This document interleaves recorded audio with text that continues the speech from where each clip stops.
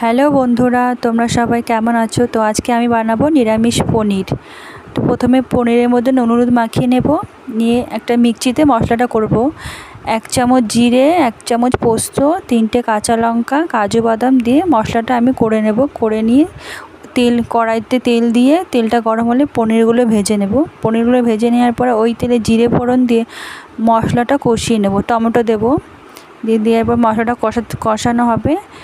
দিয়ে ওই তেলের মধ্যে স্বাদ মতো নুন হলুদ দেবো, দিয়ে টক দই দেবো 3 চামচ, দিয়ে নাড়াচাড়া করার পরে পনিরগুলো দিয়ে দেবো। পনিরগুলো দিয়ে কষাতে থাকবো। কষানো হলে জল দিয়ে দেবো। জল দিয়ে এবার ফুটন্ত অবস্থায় 1 চামচ ঘি, 1 চামচ গরম মশলা দিয়ে আমি এবার নামিয়ে নেব। নামিয়ে নিয়ে পরিবেশন করব, থালে ঢেলে পরিবেশন করব।